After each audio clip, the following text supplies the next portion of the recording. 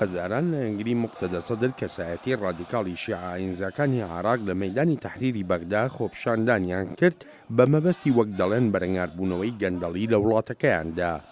لە ئەنگرانی سەدر جارێکی تر چوونەوە ناو گرینزۆنی بەغدا و ئەم جارەیان پێکدادان ڕوویدا و 5 کەس لە خۆپیشاندەران کوژران و هەروەها ئەفسەرێکی پۆلیس، وەک وەزارەتی ناوخۆی عێراق دەڵێ 174 کەسیش بریندارن.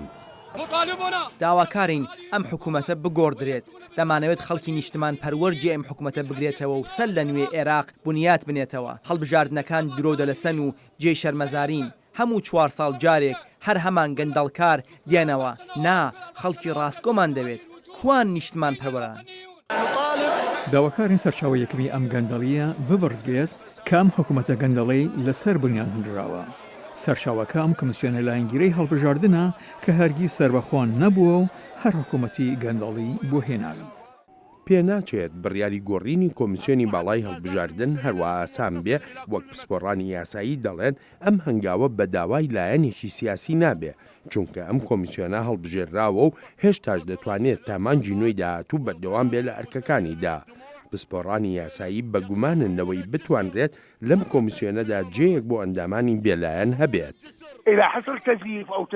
گەر فێڵ و تەڵاکە لە هەڵبژاردنەکاندا کرابن لە ئەندامانی کۆمیسیۆنەوە نییە، بەڵکو لە بەرپرسانی ئۆفیسەکانی هەڵبژاردن و ئەوانەی لەسەر سندوقەکانی هەڵبژاردن وەستاون. ئایا ئەندامانی کۆمیسیۆن لەسەر بنچینەی بێلایانی هەڵدەبژێریان بێگومان وەڵامەکە نەخێرە، چکە دابەشکردنی هەموو پۆستەکان لەم وڵاتەدا لەسەر بنچینەی لایەنگیریە بۆ لایەنەکان، ئەوە تا سەیری دابەشکردنی وەزارەتەکان بکەن. ئیتر هەموو شتێکمان پێ دەڵێت. بۆ چەند هەفتەیەکە پەرلەمانی عێراق کار لەسەر ڕێوشوێنەکانی گۆڕینی ئەم کۆمیسیۆنە دەکا، نەک بۆ ئێستا بەڵکو بۆ مانگی نوێی داهاتوو کە وادە یاساییەکەی کۆمیسیۆن تەواو دەبێ.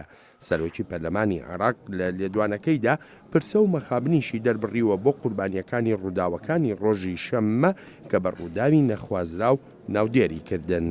شكل مجلس النواب العراقي لجنة. ئەنجومەنی نوێنەرانی عێراق لیژنەیەکی لە پسپۆران و تایبەتمەندان پێکێناوە بۆ هەڵبژاردننی ئەندامانی نوێی کۆمیسیۆنی هەڵبژاردن لە پەیوەندی بەمەوە ژمارەیەک دانیشتن کراون و تا ئێستا کاری خۆیان لە دابینکردنی تیانوسی تایبەتدا تەواو کردووە. بێگومان دەرگای خۆکاندیدکردنیش دەکرێتەوە بۆ ئەوانەی خۆیان بە گونجاو دەزانن تا ببنە ئەندامی کۆمیسیۆنی هەڵبژاردن و دواتیش بە پێی ڕێوشوێنە فەرمیەکان دەخرێنە دەنگدانەوە.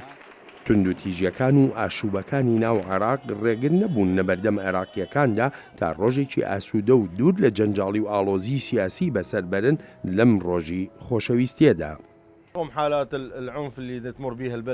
وێڕای توندوتیژەکانی وڵاتەکەمانی گرتوتەوە سوورین لەسەر بايختان بە ژیانی خۆمان بە هەموو وردەکاری جوانەکانیەوە. ڕۆژی خۆشەویستیش یەکێکە لەو دەرفەتانەی ڕۆژانی خۆمانی پێ باشتر بکەین. ئەمە ڕۆژێکە لە هەموو جیهاندا ناسراوە و چەندان ساڵە ئێمەش بە بۆنەیەکی جوانی خۆمانی دەزانین.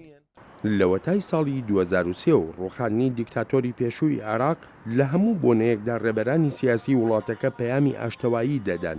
بەڵام تا ئێستاشی لەگەڵدا بێ ڕۆژ بە ڕۆژ قەیرانە سیاسیەکان ئاڵۆزتر دەبن و ئەگەرەکانی لەبەر یەکەڵوەشاندنەوەی دەوڵەتی عێراقیشیان زیاتر کردووە.